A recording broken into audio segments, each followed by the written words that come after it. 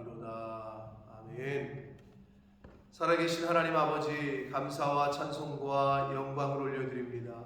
하나님의 은혜로 오늘도 생명을 주시고 새날을 맞이하게 해주시고 저희들을 아버지의 집으로 이 은혜의 보좌 앞으로 인도해 주시고 이끌어 주시니 아버지 감사합니다. 오늘 하루를 저희들에게 허락하셨으니 오늘 하루라는 시간을 저희들이 이 땅에서 살아가며 하나님이 주시는 말씀으로 어두운 세상에 생명의 빛으로서의 사명을 다하는 오늘 한 날이 될 수 있도록 아버지 이 시간 하늘 문을 여시고 진리의 영으로 생명의 영으로 이 자리에 있는 한 영혼 한 영혼이 임재하여 주옵소서. 하나님의 말씀을 전하고 듣겠사오니 저희들의 입술과 마음과 귀를 성령 하나님께서 온전히 주장하여 주옵소서. 예수 그리스도 이름으로 축복하며 기도 올리옵나이다. 아멘. 자, 어제 그 10장 전반부에서 북이스라엘의 남유다를 포함해서 이스라엘의 당시의 영적 상태를 정확히 표현한 말씀이 있었습니다. 너희가 두 마음을 품었다. 어제 제가 그 영상을 통해서 보신 분들은 알겠지만 말씀을 드렸어요. 세상에서도 양다리 걸치는 사람을 싫어합니다. 양다리를 걸치는 흑과 백이 있는데 백이면 백이고 흑이면 흑이어야 되는데 중간은 회색이죠. 흑색과 백색의 물감을 섞으면 회색입니다. 근데 그런 표현으로 저 사람은 회색 분자다 이렇게 표현을 하는 거고, 신약에서는 회칠한 무덤 같다 뭐 이렇게 표현을 하고, 요한계시록에 보면 덥지도 않고 차지도 않고 미지근하다 이렇게 얘기합니다. 그러니까 이 세상에서도 그걸 싫어해요. 양다리 걸치는 사람을 좋아하는 사람은 없어요. 하물며 하나님께서 나 외에 다른 신을 섬기지 말고 너를 위해 다른 우상을 만들지 말라. 이게 첫째, 둘째 되는 계명인데 이스라엘이 두 마음을 품었다라고 딱 말씀하시죠. 오늘날에는 그럼 우리가 하나님을 믿는 사람들, 아니 오히려 세상 사람들은 두 마음이 없어요. 온리 한 마음이야. 나를 위하고 내 정욕과 내 육신을 채우려고 그러고 살아. 원사이드야 완전히. 근데 이제 예수 믿는 사람들이 완전히 이쪽 사이드로 와야 되는데 이렇게 오기에는 왠지 이상하니까 어중간하게 걸쳐 있어. 가장자리에. 근데 그걸 본인들이 몰라요. 그러니까 예수 믿는 사람이면 믿는 사람답게 살아야 되는데 어쩔 때는 믿는 사람 같기도 하고 어쩔 때는 세상에 속한 사람 같기도 하고 어쩔 때는 하나님에게 속한 사람 같기도 하고 어쩔 때는 말씀을 논하는데 어휴 세상 사람들보다 더 심해, 더 악해, 더 성질이 그냥 더 자기만 하나. 그러니까 저쪽 사람들은 안 그런다니까. 근데 이 두 마음을 품는 것은 지금 두 마음을 품은 사람들, 두 마음을 품은 이스라엘이 어떻게 되는지를 보여주고 있는 거거든요. 그렇잖아요. 이쪽 편도 아니고 이쪽 편도 아니면 나중에 기회주의자들이지. 어떨 때는 이쪽에 붙었다가 이렇게 보니까 이쪽이 좀 유리한 것 같아. 그러면 또 그쪽으로 붙어. 그러면 자기가 똑똑한 줄 아는데 결론은 어떻게 되느냐? 양쪽에서 다 거부를 당해. 그걸 많이 본단 말이에요, 우리가 세상에서. 근데 우리가 신앙생활 할 때도 그렇게 돼버리면 그게 제일 안타까워. 허송세월 하는 거예요. 아까 우리가 찬양했지만 허송세월. 아쉬움이라도 없겠지. 물론 죽을 때 본인들이 세상 사람들이요 자기를 위해 살았으니까. 근데 신앙인들은 하나님을 위해서, 하나님 나라를 위해서 산다고 살아야 되는데 세상 사람들이 추구하는 것과는 다른 평안함을, 은혜를 입고 그 은혜 가운데 살아야 되는데 교회를 다니는데도 늘 평안은 없고 늘 불평이고 여기 속이 늘 힘들고, 그럼 이쪽도 아니고 이쪽도 아니고, 그게 제일 안타까워. 인생이죠. 평화 평화로다 하늘 위에서 내려오네. 도대체 그건 언제 경험하는 거야? 그 평화는 도대체 그 사람에게는 언제 경험이 되고 그 가정에는 언제 그런 평화가 내려오는 거예요? 안타깝죠. 지난 주일날도 말씀드렸는데 그 평안과 평화가 내 주변에 지금 되어지는 상황, 환경 또는 물질, 세상 사람들은 거기서부터 온다고 생각하는 거예요. 야, 돈 있어야지 평안하지, 돈 있어야 맛있는 거 먹지, 돈 있어야 편히 살지. 그게 세상의 기준이고 생각이란 말이에요. 근데 절대 그게 아니라는 거를 많은 다른 사람들의 모습을 통해서 우리가 잘 알고 있는데도 불구하고 예수 믿는 사람들도 나도 모르는 부지불식간에 그렇게 그런 생각과 사고에 잡혀서 그렇게 흘러간다는 거죠.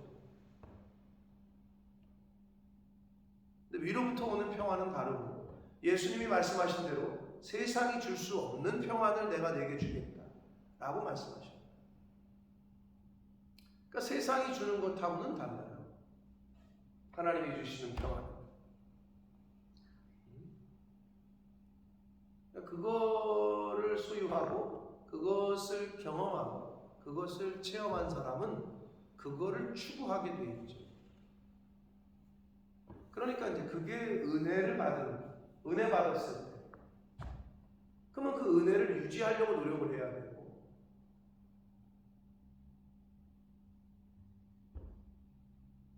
핸드폰 배터리가 나가면 어떻게 해요? 충전을 시켜주잖아요. 왜? 꺼지지 않다. 똑같은 거거든요. 나의 영적 상태를 늘 점검하면서 내 영이 성령 충만함이 떨어지고 있구나. 그럼 빨리 그거를 리차지를 해줘야 되는데 그걸 안 할 경우에 이제 바닥을 치는 거죠. 그러니까 하나님의 생각이 아니라 세상 생각으로 가득 차게 되는 거죠. 그래서 두 마음을 품은 자들의 결과가 어떻게 됐는지를 후반부인 10장 후반부 오늘 말씀에서 우리가 알 수 있습니다. 9절을 봅니다. 이스라엘아, 내가 기브아 시대로부터 범죄하더니, 자, 기브아 시대 말씀드렸죠. 앞에서 베냐민 지파 땅의 영토에 속했던 기브아 족속이 형제들을 향하여 부도덕한 악을 행함으로 동족상잔의 비극이 일어났던 그 사건을 말합니다. 사사기 19장 이하에 나오는 사건. 그때부터 범죄하더니 지금까지 죄를 짓는구나. 그러니 범죄한 자손들에 대한 전쟁이 어찌 기브아에서 일어나지 않겠느냐. 두 번째 나오는 기브아에서는 이스라엘 땅에서라는 말이에요. 일어나지 않겠느냐. 근데 여기서 이렇게 표현하죠. 범죄한 자손들에 대한 전쟁. 사랑하는 성도 여러분, 하나님을 떠나고 악을 행하면 전쟁이 끊이지 않습니다. 근데 여기서 말하는 전쟁은 진짜 총칼 왔다 갔다, 오늘날로 말하면 총 쏘고 미사일 쏘고의 전쟁이기도 한데 영적 전쟁도 마찬가지입니다. 이 말은 즉 집안이 매일 시끄럽습니다. 아내와 남편이 싸우고 부모와 자식이 싸우고 형제지간의 다툼이,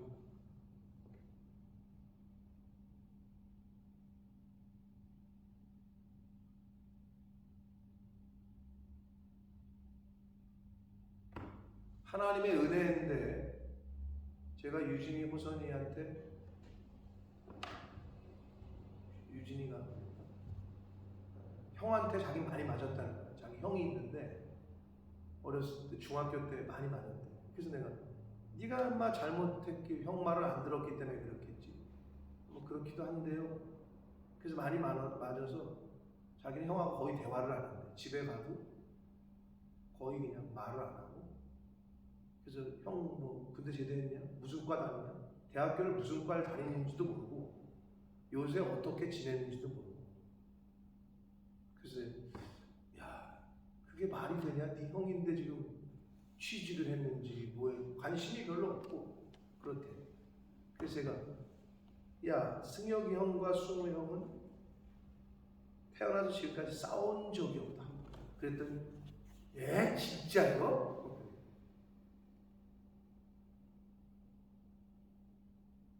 근데 승혁이 승우는 좀 특별한 것 같긴 한데 제가 볼 때 승혁이가 좀 특별한 거예요. 형으로서 한 번도 무슨 때리거나 욕을 하거나 한 적이 한 번도 없어.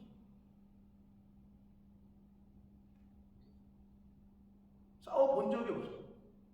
정말 감사한 일이지. 이번에 무릎 수술하고 나서 깨어나서 뭐라 그랬다고 그랬어요? 집사님? 얘기 안 했어요? 뭐라는 줄 알아요? 수술 맞추게만 아프잖아요. 승우가 아니어서 다행이다. 자기가 무릎 수술을 해보니 아프잖아. 깨어나면서 한 말이 엄마 승우가 아니고 내가 수술하는 게 천만 다행이다.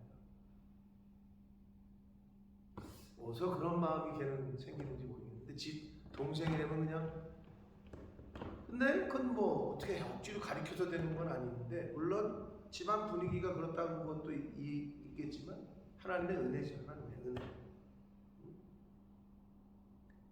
악을 행하면 하나님을 떠나면 집안에 전쟁이 끊이지 않아요.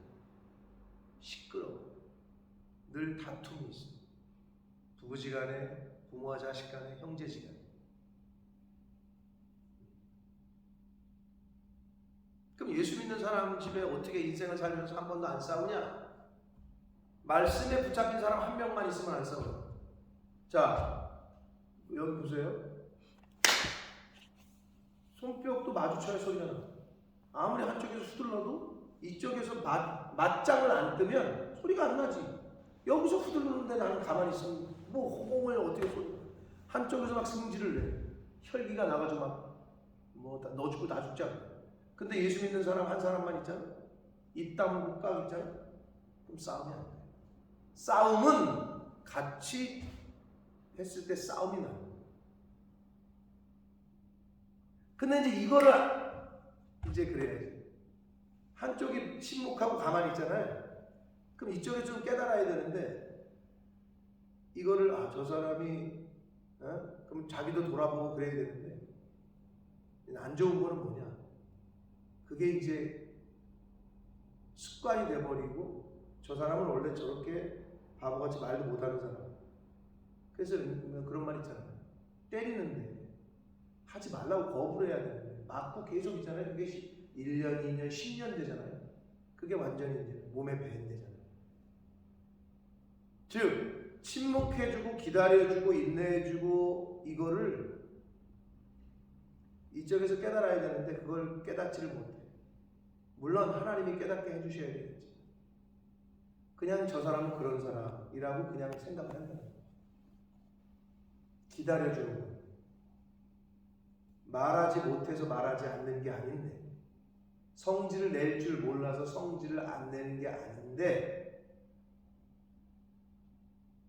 인내해주고 기다려주고 참아주는 건데 그걸 깨닫지 못하고 또 그러고 또 그러고 또 그러고 그러면 이제 하나님이 하나님의 때에 알아서 정리를 하셔요. 그러니까 즉 가정에서 전쟁이 안 일어나게 하려면 시끄럽게 않게 하려면 하나님의 마음을 품은 사람, 예수 그리스도의 마음이 있는 사람 한 사람만 있으면 돼요. 그러면 싸움도 안 일어나거니 싸움이 될 수가 없지. 안 일어나거니와 하나님이 정리를 해주셔요. 그런데 그렇게 이제 미혹의 영이, 유혹의 영이 집안을 뒤집어 놓으려고 어떤 사건이 왔을 때 그거를 캐치를 못하고 너 죽고 나 죽자 덤벼들면 말 그대로 전쟁이 일어나요.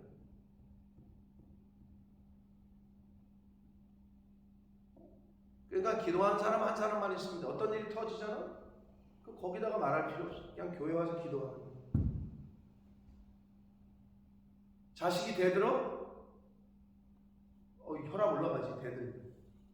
근데 이미 대들었다는 얘기는 그 어려서부터 이미 그게 교육이 안 된 거야. 그러니까 커서 대드는 거야. 그러니까 어려서 그걸 잡았어요. 근데 이미 컸는데 어떡할 거야? 힘으로 못 당하지. 그러니까 자식한테 맞는 부모들이 많은 거야. 노인네 돼서 구박하고.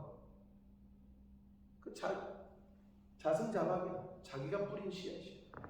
어려서부터 가르쳤어요.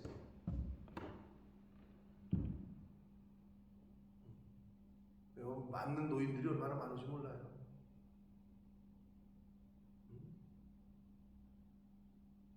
영국은 어떤지 모르겠는데 하여튼 한국의 뉴스 나오는 거 보면 너무 많대요. 왜냐하면 그 어렸을 때 당했던 억눌린 게 드러나는 거죠. 그러면서 뭐 나한테 해준 게 뭐 있냐 이러면서 막 그냥 부모한테 제가 그 말씀 주의 교양과 훈계로 가르치지 않으면 어쩔 수가 없어요. 그런 일이 결국에 부메랑으로 나에게 돌아옵니다. 범죄한 자손들에 대한 전쟁이 어찌 일어나지 않겠느냐 말씀. 일어난다는 거예요. 그거는 일어난다고 말씀하시는 거예요. 내가 원하는 때에 하나님께서 하나님의 원하는 때에 모든 게 주권 인생의 우주 만물의 생사 화복이 하나님의 주권에 있기 때문에 하나님이 원하시는 때에 그들을 징계하시는데 그들이 두 가지 죄에 걸릴 때 이렇게 표현하세요. 여기서 말하는 두 가지 죄는요. 하나님을 버린 죄악이고 크게는 첫 번째는 그리고 두 번째는 다윗의 전통적인 계열의 통치를 거부하고 반역 정부를 만든 거죠. 북이스라엘. 그게 가장 큰 죄죠. 근본적인 죄죠. 여로보암의 길. 바로 그 길이죠. 그 두 가지 죄에 걸릴 때에 만민이 모여서 그들을 칩니다. 여기서 말하는 만민은 아수르를 대변한다고 보시면 되고 북이스라엘을 멸망시킨 아수르가 아수르뿐만 아니라 그 여러 그 동맹국들 자기가 아수르가 정복했던 국가들을 통해서 이스라엘을 정복시키는 거니까 만민 즉 여러 민족이 모여서 즉 아수르 제국에 속해 있던 사람들이 이스라엘을 친다는 얘기가 되겠고요. 11절 에브라임은 마치 길들인 암소 같다. 자, 원래 이스라엘은 율법을 통해서 많이 가르치고 이미 율법을 주시고 배웠던 그런 이스라엘 민족이었는데 그래서 이제 길들인 암소라는 표현을 쓰는데 곡식 밟기를 좋아했대요. 탐욕과 완악함을 상징하고 내가 그의 하나님께서 아름다운 그들의 그 이스라엘 백성들에게 멍에를 메우고 그 소로 비유했잖아요. 암소에 그 에브라임 위에 암소로 비유한 이스라엘 백성들 위에 사람을 태운다. 이게 뭘 의미하는 걸까요? 즉 아수르가 지배한다는 거죠. 암소 같은 암소의 처지가 된 이스라엘을 사람이 탁도 거기에 아수르가 지배한다는 거예요. 그래서 아수르가 암소 같은 이스라엘을 위에 타가지고 유다가 밭을 가지고 야곱이 흙덩이를 깨트린다. 유다는 남유다를 의미하는 거고 야곱은 여기서 북이스라엘을 상징하는 것으로 봅니다. 자, 그래서 아무튼 이스라엘 전체에게 밭을 갈게 하고 흙덩이를 깨트린다. 즉 노예를 산다는 거예요. 노예로 산다는 거예요. 다시 밭 갈고 흙 깨트리고 노예로 산다는 거지. 노예. 저와 여러분이 오늘날 하나님의 말씀에 붙잡힌 바 되지 않으면 다른 것에 붙잡히게 되는데, 그게 바로 세상의 기준과 세상의 유행과 그게 어둠의 영, 하나님의 영이 아니면 악한 영에 붙잡히는 거예요. 여기에 붙잡힌 바 아니면 여기라고. 근데 예수 믿는 사람들이 착각을 해요. 나는 악한 영에게 안 붙잡혔는데 라고 착각을 하는데, 보면은 성령에도 붙들림 바 되지 않았어. 그게 뭐야? 그게 가장자리에 있는 사람이야. 이렇게 보더라인에. 그러니까 신앙생활을 이 보더라인에서 하는 사람, 지금 내가 늘 얘기하지만 한쪽 발은 세상에, 한쪽 발은 교회에, 이러고 걸치고 있다고. 그러니까 안타까운 거야. 이쪽 사람들처럼 즐기지도 못해. 세상 사람들처럼. 그런데 이쪽 저쪽에 저 깊숙이 예수님의 그 중심에, 성전 이 보좌 앞에 이 앞자리에 있는 사람들, 중심에 있는 사람들처럼, 뭐가 저렇게 저 사람들은 좋지? 맨날 힘들어 보이는데, 집을 가진 것도 없는데 왜 저렇게 평안하지? 왜 저렇게 기쁘지? 왜 저 집은 저랬지? 이러고 부러워하고 있는 거예요. 이쪽도 아니고 이쪽도 아니고. 이게 제일 불쌍한 거예요. 여러분, 신앙생활을 그렇게 하시면 정말 안타까운 거죠.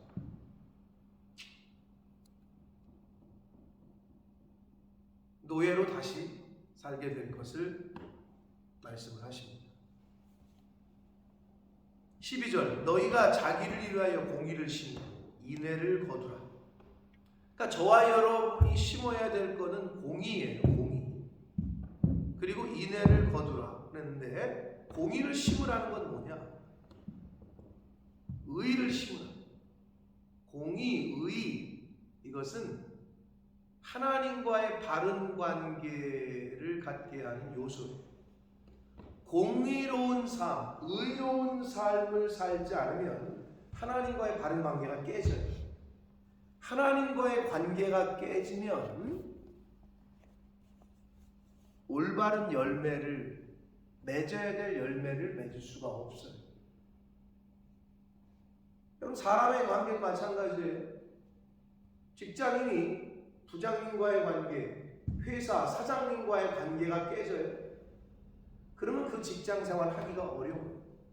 당연한 거죠. 그럼 이 사람이 왜 자꾸 직장을 옮겨 다니느냐? 그 직장에서 관계를 못하는 거예요.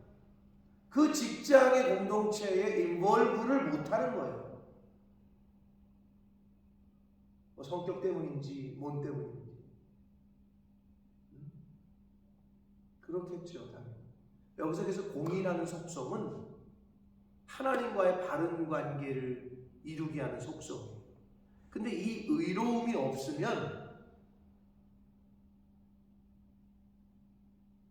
의로움의 극치는 예수 그리스도의 십자가의 죽으심인데, 한마디로 다시 말하면 거기까지 못 가더라도 예수님이 보여주신 그 모습, 예수 말씀을 통해서 우리에게 교훈하시는 예수님의 마음을 품으라.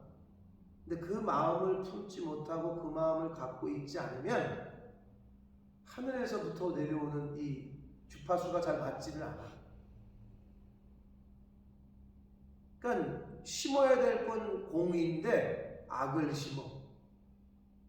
공의가 아니라 부정을 심어. 거짓을 심어. 그러니까 엉뚱한 열매들이 나오는 거지. 왜? 뿌리는 대로 거둔다고 하셨습니다. 콩을 심어야 콩이 나지. 팥을 심어야 팥이 나지. 하나님의 것을 심어야 하나님의 것이 나지. 그러면 그걸 구체적으로 얘기해 볼까요? 다른 사람을 섬겨야 다른 사람도 나를 섬기고 내 자식을 섬겨주지. 다른 사람을 위해서, 교회를 위해서 희생해야 얘 희생을 하네, 섬기네, 충성하네. 충성을 심어야 하나님이 보시고, 그래 내가 너는 책임질게, 네 사업, 네 가정 내가 책임져 줄게, 이러지. 교회를 위해서, 하나님을 위해서, 영적인 일을 위해서 심지를 않는데 뭘 거두길 바래. 심지 않고 거두길 바라는 사람이 제일 웃긴 사람이지. 뿌린 게 없는데. 아니 뿌린 게 없는데 뭘 거둬? 당연히 빈 깡통이지. 열매가 없는 게 당연한 거죠. 그러니까 공의를 심어야 돼 우리는 이 세상에서. 그게 영적인 것이라고 표현할 수도 있고, 그게 예수님이 우리에게 보여주셨던 희생과 사랑과 섬김과 충성과 긍휼과 성령의 9가지 열매를 비유해 줘도 좋아. 그 9가지 열매를 거두기, 9가지 열매라고 그랬잖아요. 열매라면 씨앗이 있었을 거 아니야. 사희와 오자양 충원절, 사랑의 씨앗을 심어야, 내가 누구를 위해서 희생해야, 내가 누구를 위해서 충성해야, 온유라는 씨앗을 심어야 온유를 거두지. 성령의 9가지 열매를 어떻게 거둬? 뿌리지도 않는데. 근데 가만히 보는 사람들이 그런 건 거두기는 원하는데 본인은 뿌리기를 싫어요. 뿌려야 거두지. 뿌려.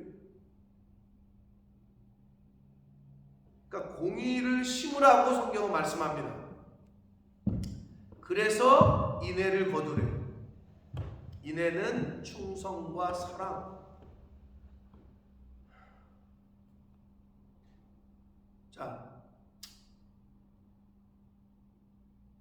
성령의 9가지의 씨앗을 뿌린 사람이 9가지 열매를 거둘 수 있다. 공의를 심어야 공의를 거둔다. 하나님을 심어 영적인 것을 심어야 영적인 것이 열매를 맺습니다. 육적인 것을 심은 사람, 근데 자기가 심은지도 몰라. 그게 뭐야? 그게 혈기야. 그게 뭐야? 그게 부정함. 살면서 자식들에게 내가 그런 걸 뿌린 적이 없는데 왜 저 자식이 저런 적이 나왔냐? 아니 왜 우리 저희는 가끔 보면 너무 부정적이야. 쟤는 가끔 보면 왜 말을 저렇게 하지? 뭘 저렇게 해? 부모가 다 뿌린 거야. 그 애가 어디서 뭘 보고 배웠겠어? 자식들의 첫 번째 선생은 부모라니까. 왜 쟤는 저렇게 비판적이지? 왜 쟤는 저렇게 남을 정죄하기를 좋아하지? 왜 이렇게 지적질을 잘하지? 왜 그래? 보고 배운 거지. 당연한 거지. 얘는 왜 이렇게 긍휼이 많지? 얘는 왜 이렇게 사랑하지? 얘는 왜 이렇게 그렇지? 보고 배우는 거지.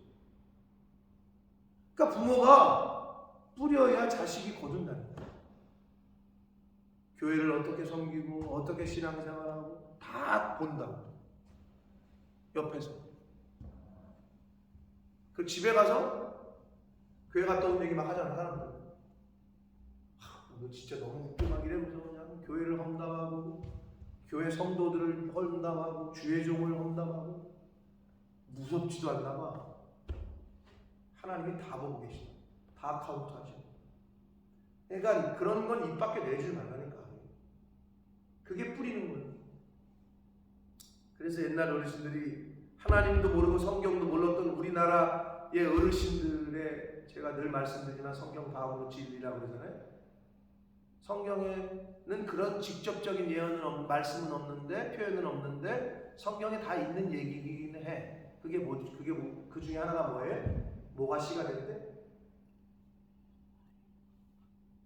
뭐가 씨가 된대? 그게 아주 성경적인 말이야. 우리 어르신들이 한 말이야. 말이 씨 된다너. 아주 성경적인, 그 표현이 직접적으로는 없어. 그러나 성경에 다 있는 얘기지. 왜 근데 옛날 어르신들이 그런 얘기를 했을까? 입 조심하라는 거지 너. 네 말이 씨가 된다. 씨가 됐다는 말은 뭐야? 씨가 뿌려져서 나중에 거둔다는 얘기 아니여. 그러니 얼마나 중요한 건지 모르는데 무섭지도 않나 봐. 집에 와서 그 자식들 앞에서 그걸 떠들고 앉았어요. 목사가 어떻고 교회가 어떻고 집사가 저렇고 어쩌고. 이게 얼마나 조심스러운 건지 몰라.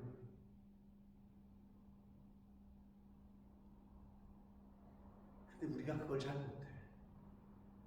근데 죄송하지만 그 말의 씨가 우리 자녀들의 마음 밭에 뿌려져서 그게 자라기 시작합니다. 그 부정적인 그 혈기, 그거 어떡해?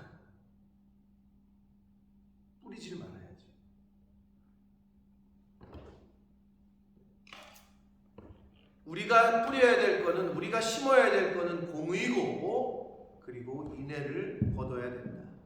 근데 여러분 농사를 지어 보셨으면 알겠지만 씨를 어떨 때 뿌리느냐? 땅을 갈아야 씨를 뿌려요. 밭이 딱딱한데 씨를 뿌리는 농부는 없어요. 그건 진짜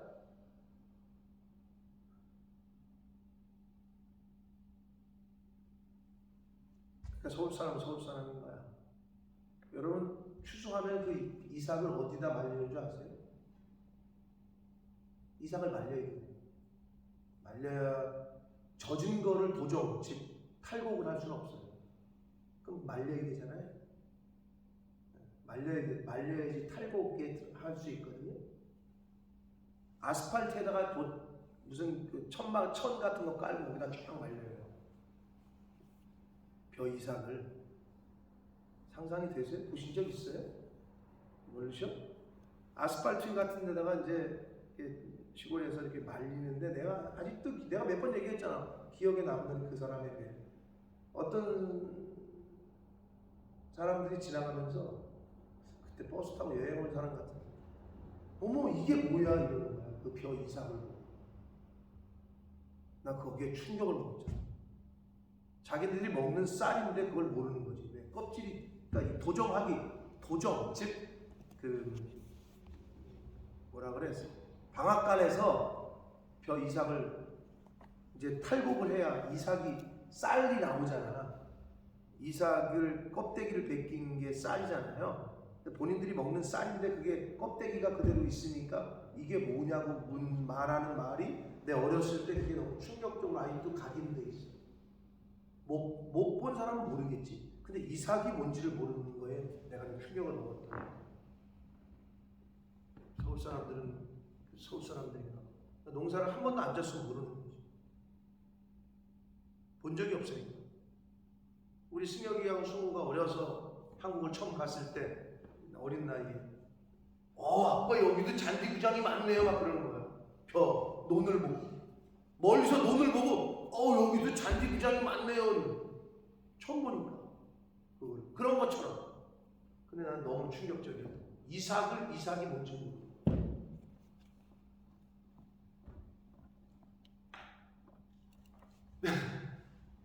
농사를 안 적은 사람 모를 수밖에 없는데 씨앗을 그냥 뿌리지 않아요. 밭을 계속 갈아엎어요. 그걸 기경한다.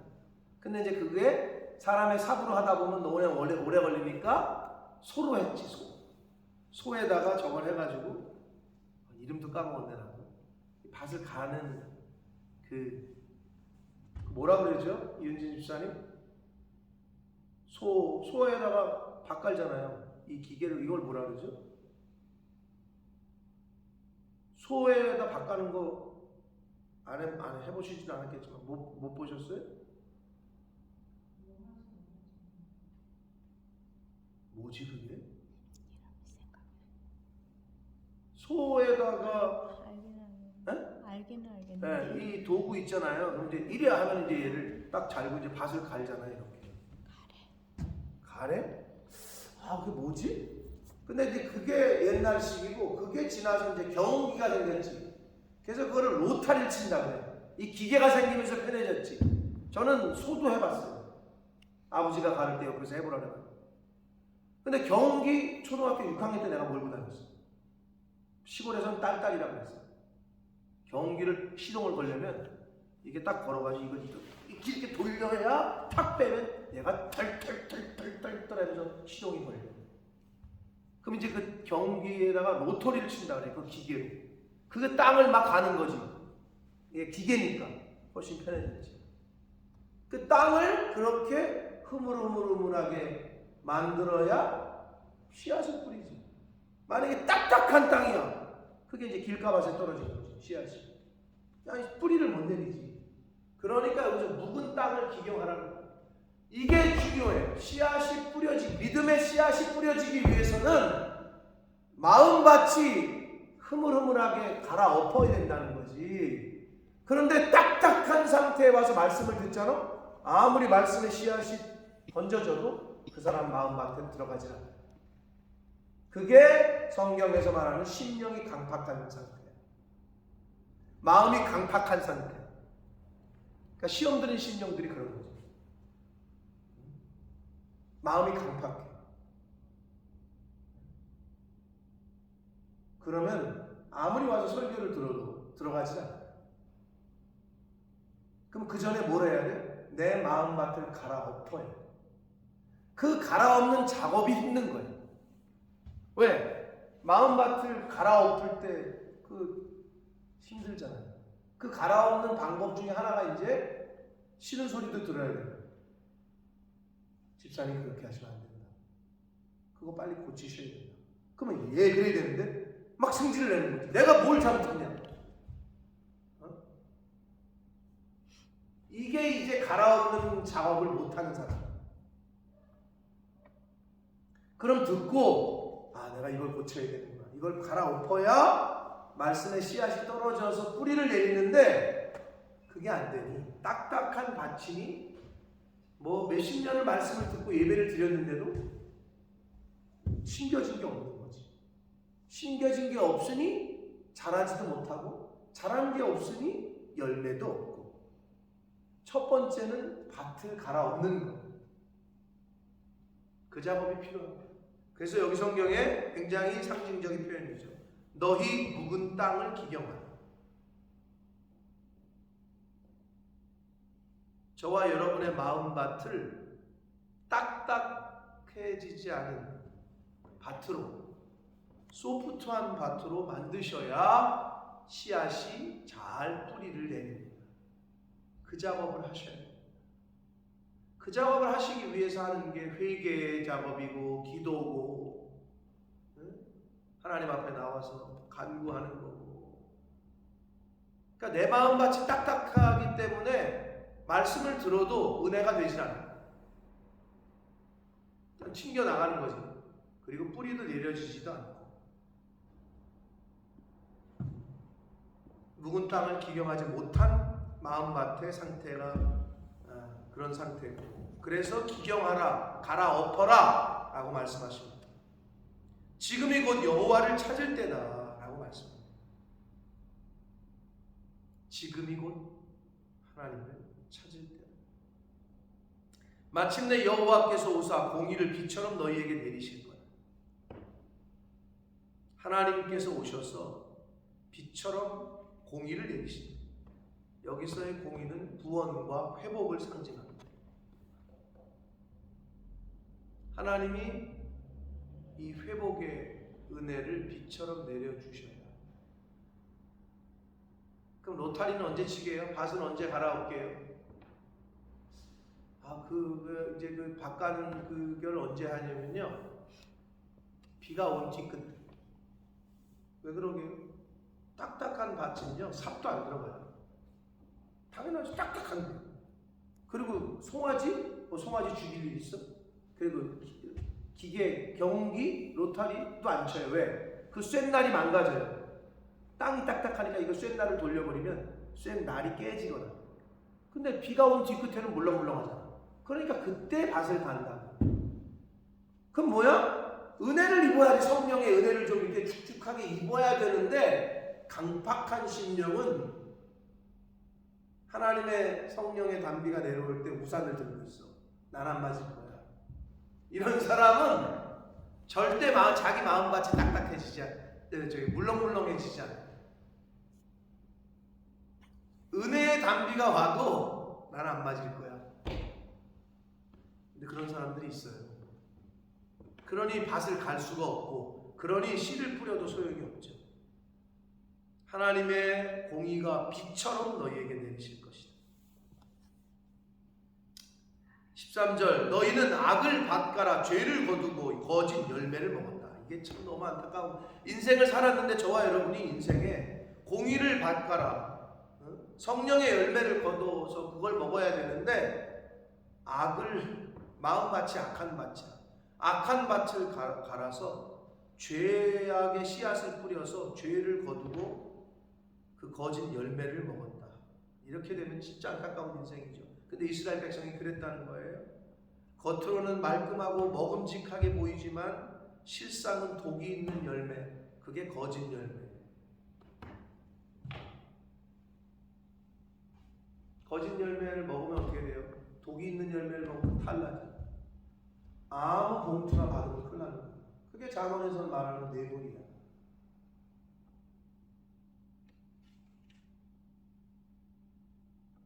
그러니까 뭐 공무원뿐만 아니라 우리 일상생활에서 받지 말아야 될 봉투를 받잖아요. 그러니까 내게 아니라 이 사람에게 줘야 되는 건데 내가 그걸 먹었을 때 나에게 독이 되는 거지. 그러니 하물며 하나님의 것을 하나님에게 드려야 되는데 그걸 내가 먹었어. 이건 독이 아니라 이건 큰일 난 일이지.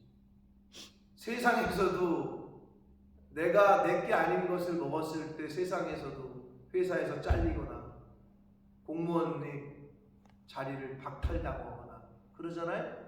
그런데 반대로 하나님의 것을 내가 취했어. 성경의 표현대로 내가 하나님의 것을 도적질.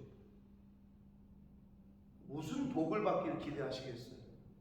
그러니까 그거와 분별이 안 되면 이 세상 살면서 거짓 열매, 독이 있는 열매를 먹게 되는 것과 같아요. 그러므로 저희는 마음에 준비된 좋은 밭을 갈아서 공의를 거두고 성령의 열매에 씨앗을 뿌리고 성령의 열매를 먹을 수 있는 그러한 저와 여러분의 이 땅에서의 삶이 되어야 될 줄 믿습니다. 이는 내가 내 길과 내 용사의 많음을 의뢰했다. 요게 악을 바꿔라 죄를 거두고 거짓 열매를 먹은 구체적인 얘기인데, 내가 내 길을 따라갔고 내 용사의 많음을 의뢰했다. 즉 하나님이 아닌 자신들의 생각을 의지했고 자신들의 힘을 의지했다는 거예요. 그게 뭐예요? 인본주의로 살았다는 거죠. 신본주의, 하나님 중심으로 살아야 되는데 우리는 우리가 그냥 알아서 인본주의, 내 중심, 내 생각, 내 뜻대로 사람을 의지하고, 그게 인본주의, 신본주의가 아니에요. 그렇게 살았다는 거죠, 이스라엘 백성들이. 그러므로 그렇게 자신의 길을 가고 자신의 용사, 즉 사람을 의지하고 인본주의로 산 너희들이 그렇게 살았기 때문에 그런 결과는 뭐냐? 그러므로 너희 백성 중에 요란함이 일어나고 혼란스러워질 거고, 뭐예요? 전쟁이 일어난다는 거죠. 내 산성들이 다 무너지죠. 그렇게 쌓았던 여러분의 산성이 뭐예요? 오늘날 세상 사람들의 산성이 뭐예요? 돈이죠. 여러 가지로 집 몇 채 사는 거죠. 그 산성들, 내가 쌓은 내 이 땅에서 쌓은 것들, 그 모든 것들이 다 무너질 것이다. 이렇게 말씀하시는 거예요. 살만이 전쟁의 날에 베다웬을 무너뜨린 것 같이 될 거다. 여기서의 살만에 대한 해석은 여러 가지 해석이 있으나 아수르의 왕 살만 에셀 3세로 보기도 합니다. 그러면 그때 아수르가 쳐들어와서 벳아웬 그 산당, 나중에는 베델이 되죠. 거기가 하여튼 아수르가 쳐들어와가지고 싹 무너뜨리게 되는 것처럼 될 거다. 그때 어머니와 자식이 함께 부서진다. 애건 어른이건 부모와 자식이건 할 것 없이 싹 죽거나 다 잡아가죠. 그런 일을 당한다는 거예요. 어떨 때? 하나님을 의지하지 않고 사람을 의지하고 자신의 길을 갈 때, 예수 그리스도의 길이 아니라 자신의 길을 갈 때. 그러니까 내가 지금 신앙생활하는 게 하나님께서 원하시고 하나님이 원하시는 길을 가는 건지 나를 위해서 신앙생활하는 건지, 요거를 분별을 못하는 사람들이 꽤 있어요. 교회 다니는 사람 중에. 교회를 위해서 내가 존재하는 건데 나를 위해서 교회를 존재하는 거예요. 그러니까 자기한테 맞추라는 거죠. 어리석은 사람이죠. 근데 그런 사람들이 꽤 있습니다. 교회를 다니는 사람들. 그게 정리가 안 되는 거예요. 15절 너희의 큰 악으로 말미암아 하나님을 의지하지 않고 인본주의로 살면 그게 악인데, 우상 숭배하고 전체적인 걸 다 말하는 거죠. 큰 악이에요. 악인데도 큰 악으로 말미암아 베델이 이같이 너희에게 행하니. 여기서 베델은 하나님의 집이죠. 이스라엘 왕이 새벽에 정령 망할 거다. 그래서 여기서 말하는 이스라엘 왕은 북이스라엘의 마지막 왕인 호세아 왕, 호세아 선지자의 동명이인인 마지막 왕 호세아 왕을 끝으로 북이스라엘은 아수르에게 이제 멸망을 당하고 역사 속에서 사라지게 되고, 그렇게 될 것을 이렇게 예언하셨습니다. 사랑하는 성도 여러분, 두 마음을 품으면 결국 이렇게 됩니다. 똑똑한 게 아니라, 그러니까 기회주의자들 있죠. 이럴 때, 이때는 지금 여기로 붙어야 돼. 이때는 이렇게 해야 돼. 그때 상황과 환경을 보고 판단하는 거죠. 근데 우리는 어떻게 해? 하나님은 뭐래? 지금 북이스라엘 사람들이 뭘 잘못한 거야? 지금 아수르야. 지금 아수르에 붙어. 지금은 애굽인데 애굽에 붙어. 그게 우리의 모습이 돼서는 안 된다는 거죠. 지금 현 상황은 이쪽이네, 이쪽이고 하나님만 쳐다보고 있어야 된다는 거죠. 근데 이스라엘 사람들이 그게 안 됐어. 근데 신앙생활하는 사람들 중에도 그게 안 되는 게 있어. 어렵고 힘들어? 하나님을 쳐다보라니까. 딴 데 쳐다보지 말고. 교회를 나와야지. 어렵고 힘들면 대사관 찾아가잖아요. 여러분, 대한민국 국민은, 대한민국 시민은 대사관을 찾아가는 게 맞잖아요. 그래야 해결을 받나? 그럼 천국 백성은 교회를 와야 복을 받는 거예요. 그 기본적인 걸 모르는 사람이에요. 제가 누누이 말씀드리잖아요. 본인이 여권을 만들고 본인이 위임장을 만들어야 되는데 대사관을 안 가? 영원히 못 만들지. 근데 대사관이 마음에 안 든다고, 대사관 직원이 마음에 안 든다고, 대사가 마음에 안 든다고 안 가는 사람이 있어요? 왜 그런 어리석은, 왜 그게 기본적으로 안 되는지 모르겠어요. 그게 뭐랑 똑같다고? 시험 받았다고 교회 안 나오고, 뭐 했다고 교회 안 나오고, 그게 대사관 안 찾아가는 거랑 똑같은 겁니까? 그러니 해결이 안 되지. 사랑하는 성도 여러분, 두 마음을 품으면 세상에서도 이쪽 저쪽에서도 다 나중에는 버림을 받습니다.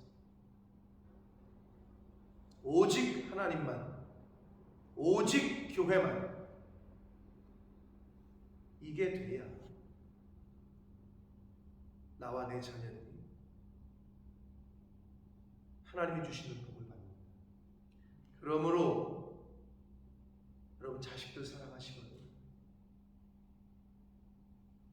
기도하고 뭐 하는 건 당연한 건데, 자식들 앞에서 절대 하나님을 섬긴다고 하면서 교회를 욕해, 주의 종을 욕해, 그건 말도 안 되는 거예요.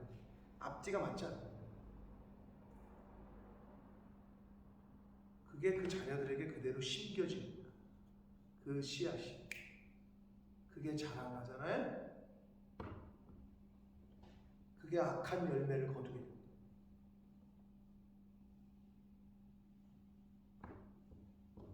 너의 말이 내 귀에 들린 대로 내가 행하겠다. 이 얼마나 무서운 말씀이죠. 너의 말이, 네가 하는 말이 내 귀에 들린 대로, 네가 말한 대로 내가 하겠다는 거예요. 하나님께서. 그러므로 우리가 이 세상에서 잘 되고 안 되고에 어떻게 보면 말 그대로 번성하고 흥망성쇠의 키는 내 입이다. 이렇게 말씀해도 과언이 아니에요. 내 입에 달렸어. 그러니까 말에 달렸어. 그게 말의 힘이라는 거죠. 그러니까 감사하라. 범사에 감사하라고 하나님께서 가르쳐 주신 거예요. 긍정적인 말을 하고, 축복의 말을 하고, 감사의 말을 하고, 찬양을 하되 저주와 부정적인 말과 혈기와 분냄과 정죄와 판단과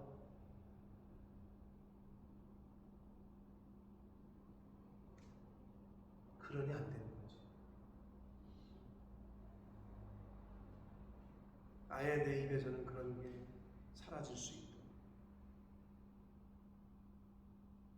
성령께서 내 입술에 파수꾼을 세워주시도록 그렇게 기도하시고 그렇게 살아가시는 오늘 하루가 되시고 남은 인생이 되시길 예수 그리스도 이름으로 축복합니다. 살아계신 하나님 아버지, 감사와 찬송과 영광을 올려드립니다. 아버지 하나님, 오늘도 저희를 사랑하셔서 저희들에게 은혜를 주셔서 생명을 주시고 시간을 허락하시고 건강을 주시고 이 아버지의 집으로 은혜의 보좌 앞으로 저희를 불러주시니 아버지 감사합니다. 아버지 하나님, 이 자리에 있는 한 심령들에게 은혜를 주시고 긍휼을 베풀어 주셔서 하나님의 말씀의 씨앗이 잘 뿌려지고 심겨지고 자라나고 열매 맺을 수 있도록 내 마음의 밭을 잘 갈아엎는 그러한 하루하루의 그러한 삶을 살도록 마음밭을 갈아엎기가 힘들고 아플지라도 그럼에도 불구하고 갈아엎어야 말씀의 씨앗이 잘 뿌려지고 심겨지고 자라나고 열매를 맺을 줄 믿사오니 딱딱한 심령 있습니까? 길가박 돌짝밭과 같은 마음의 밭을 가진 심령들이 있습니까? 주여 긍휼히 여기시고 불쌍히 여기셔서 그 돌들을 걷어내게 하시고 그 딱딱한 마음을 기경할 수 있도록 갈아엎을 수 있도록 주여 은혜 내려 주옵소서. 아버지, 공의를 심고 인애를 거두라. 성령의 열매를 걷기 위하여 성령의 씨앗을 심을 수 있는 저희들 모두가 되는 주님 은혜 내려 주옵소서. 예수 그리스도 이름으로 축복하며 기도 올려옵나이다. 아멘. 하늘에 계신